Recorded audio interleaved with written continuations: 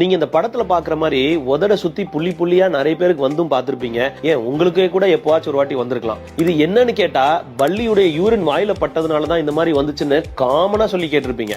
உண்மையாவே இதுக்கு பல்லி தான் காரணமா? வாங்க தெரிஞ்சுக்கலாம். இந்த கண்டிஷன் வரது ஒரு வைரல் இன்ஃபெக்ஷனால.